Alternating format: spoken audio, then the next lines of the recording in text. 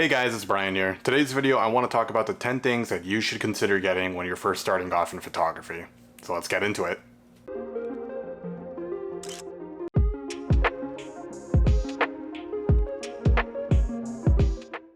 What's going on, guys? My name is Brian. I'm an outdoor lifestyle and product photographer here in Los Angeles, and for today's video I want to talk about the 10 things that you should consider buying when you're first starting off in photography. If you're new to the channel, I want to say a big thank you so much for stopping by. My goal for this channel is to help teach new and aspiring photographers tips and tricks on how to better themselves when it comes to photography and to be more confident behind the camera. So for this video, what I wanted to do is create a checklist for you guys of different things that you should consider getting when you're first starting off in photography.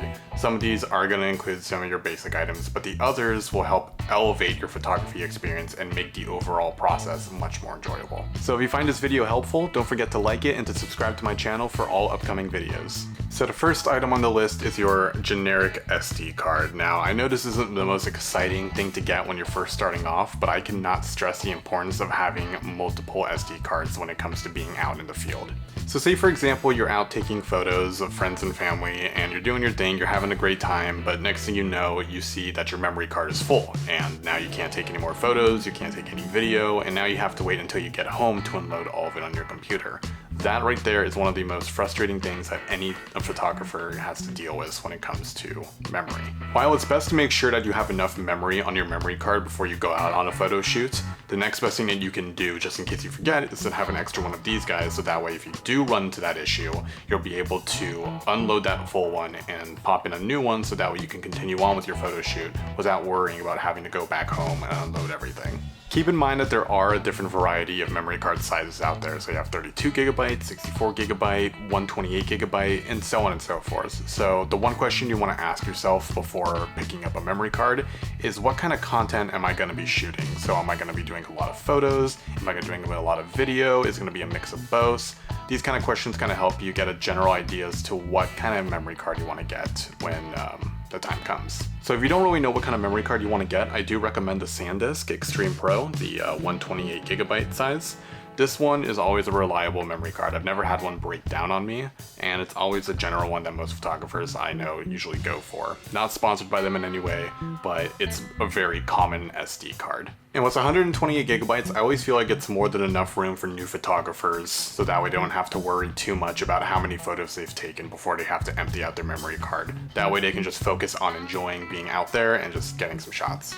So the next thing that I recommend buying is one of these. It's a memory card organizer. So that way you're able to keep all of your memory cards in one place, as well as keep them protected from any sort of potential damage. So the brand that I got was one called Skolu. This was one that I found off of Amazon for about 10 or 20 bucks, so not too bad in terms of price.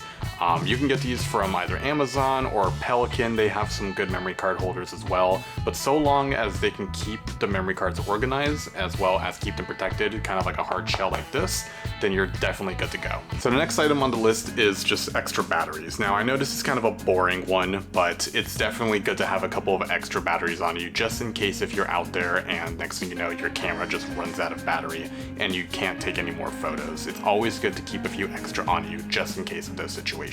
So with camera batteries, the one thing is that the price of the camera battery itself kind of depends on what camera you're shooting with. Some will be more expensive than others. This one, for example, I got from a local camera shop. This was maybe around $25–30 per battery, so a little pricey, but not too bad. Of course, you can always check out Amazon to find any sort of batteries for your camera, whether it's from the manufacturer themselves or it's from a third party. If it is from a third party though, I would recommend checking out the reviews just to make sure that there's nothing weird with those batteries to where either it's not going to work right, or if you're trying to charge them, they just don't charge fully. There's always those kind of hit and misses with those kind of third party batteries, so it's always good to make sure that you check on that first. I also recommend getting yourself a battery holder. Now this wasn't originally part of the list, but it's something that just kind of came to mind when I was talking about batteries. It's always good to have these, kind of like with the memory card holder, just to keep your batteries organized and kind of in a safe spot, and they're relatively cheap and work with most DSLR and mirrorless batteries. So the next thing I recommend photographers getting is an external hard drive. So just kind of like with memory cards, it's always good to have multiple of these, so that way you have more than enough room to save all of your photos and videos onto things like these. So much like with memory cards, external hard drives come in a lot of different sizes, from gigabytes to terabytes. So depending on what kind of content you're shooting, you'll want to make sure that you get enough memory on that external hard drive, so that way you don't have to worry about losing or not having enough space to store all of your photos and videos on it.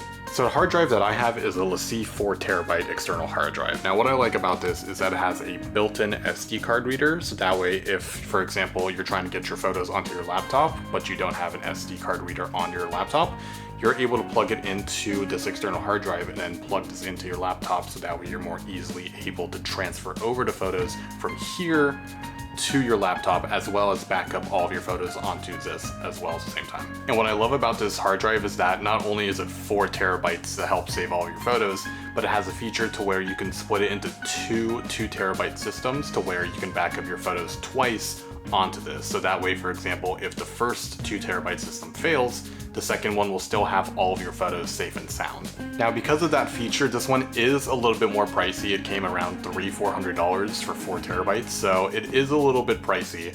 I mainly got it so that way I can more securely back up my client footage, so that way if anything were to happen, if this were to corrupt on one of the 2 terabyte hard drives, the second one would still be fine. But this one, while it is a little pricey, there are a lot of different cheaper alternatives out there, either from companies like Samsung or Seagate.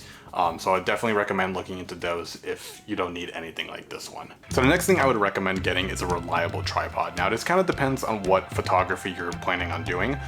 So if you're doing something like portraiture photography, studio photography, landscape photography, kind of those kind of types of photography to where you need to keep your camera as steady as possible, I would definitely recommend getting a tripod early on, so that way it'll be a lot easier for you to capture those photos. Now when it comes to buying a tripod, you want to follow that rule of buy it nice or buy it twice. So what that means is that instead of buying a cheap $20 tripod that's going to be super flimsy, not reliable, and could lead to a lot of camera shake if you're trying to get a long exposure on your camera, you would rather invest instead into a very good solid tripod that's reliable and will be steady in any kind of situations that you put into it. So some of the benefits of having a good tripod is not only to help you compose your image more accurately, but to help keep your camera steady when you're using a long shutter speed.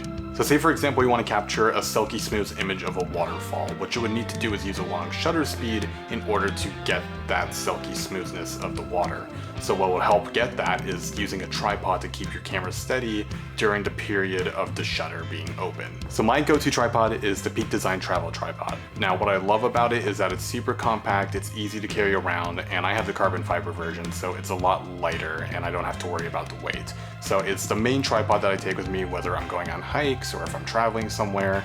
It's definitely a reliable tripod that I take with me wherever I go. Now the only thing with my travel tripod is that it is a little pricey. I got it for around $600 on the Peak Design website, so it is a little pricey overall. So when you're starting out, I recommend sticking with your budget when it comes to finding a good tripod.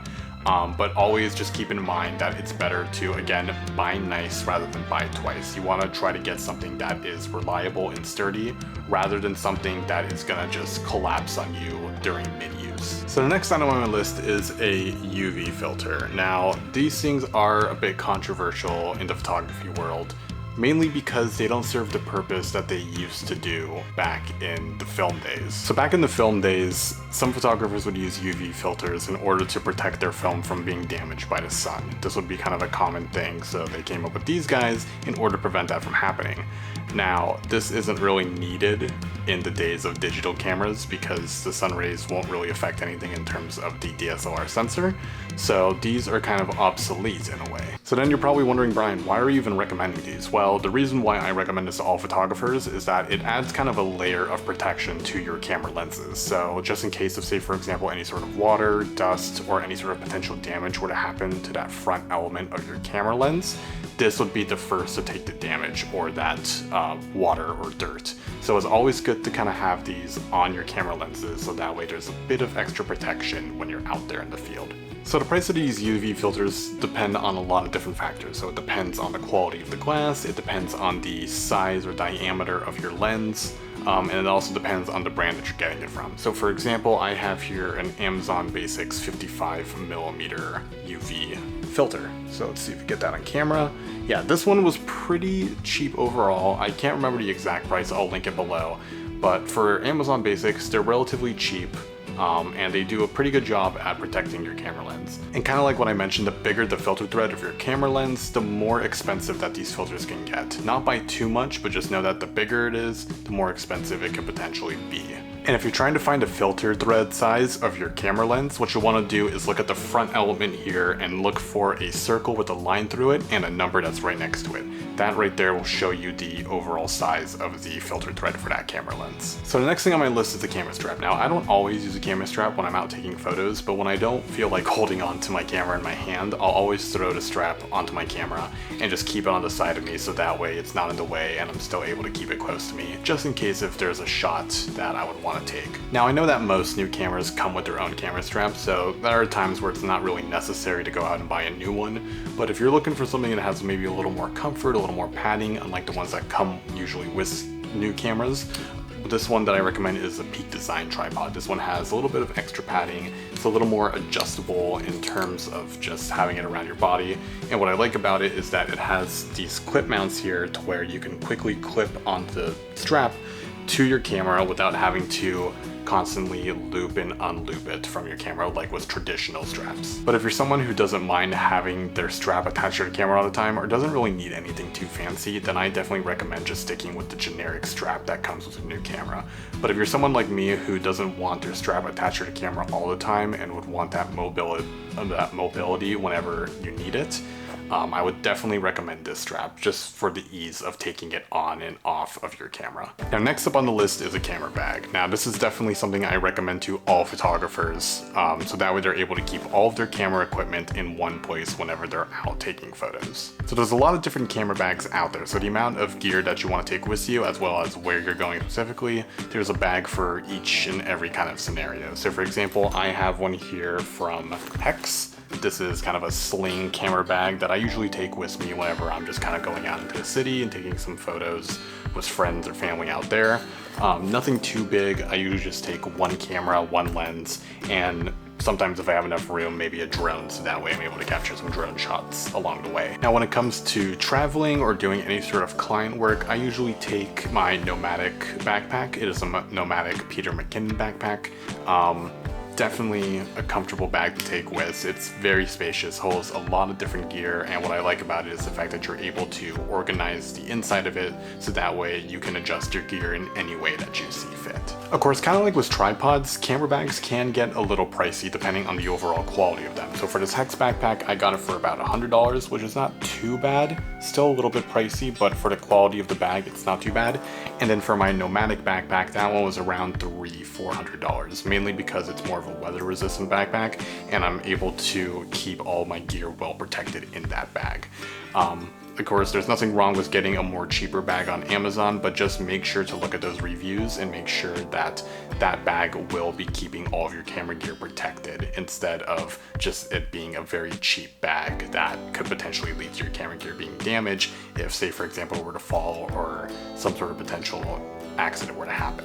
So the next item that I recommend is a good cleaning kit. Now, these are always good to have on you just in case if you notice that your camera lens is dirty before you go take photos. If there's any dirt, any dust, any sort of smudges on it that could show up within your final photos, it's always good to have one of these on you so that way you're able to quickly clean it before you go out and take some photos. So the cleaning kit that I use is the Altura Photo cleaning kit. So I got this one off of Amazon for about 20 bucks. What I like about it is that it comes with a lot of different things. So it comes with some microfiber cloths, it comes with some cleaning brushes, some sensor swabs, some cleaning solution, and a lot of other different tools in here that you can use to help keep your equipment clean and ready to use. Finally, the last item that I recommend is a good portable light. Now, these are always good to have if you're going out and taking some nighttime photos and you want to make sure that your subject is well lit, or if you want to do a long shutter speed and do some light painting within your photos. Now, the light that I have here is a Lume Q Panel Pro, and what I like about this light is that not only are you able to adjust the temperature of the light, whether it's being a very bright white or more of a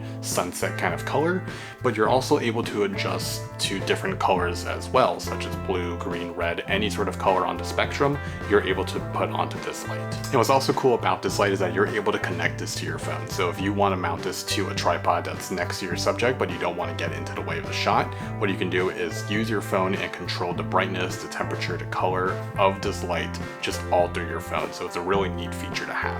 Now, if this one is a little bit too big for you to take around, they do have different sizes. So there is the LumeCube Panel Mini as well as the LumeCube Panel Go. And those are definitely very compact lights that you can take with you and don't take too much room within your camera bag. So I know I said I only put 10 items on a list, but I found this one when I was going through some of my stuff, and it is a tracking beacon. So this one is basically just an air tag that I throw into my camera bag just in case if we're to be lost or someone were to steal it, I'll be able to track wherever it is just via this. So this is definitely something I would recommend all photographers to have, whether it's an Apple AirTag or a Tile or any sort of tracker that allows you to make sure that you know where your equipment is at all times. So that's it, guys. That is my full list of items that I think every new photographer should get when they're starting off in their photography journey. I'll leave a full list of those items in the video description, so if you want to check those out later on, that way you have easy access to them. And if you guys found the video helpful, make sure to like, comment, and subscribe for upcoming videos on photography tips and tricks, as well as behind the scenes on all of my photo shoots. Until next time, guys, have a good one.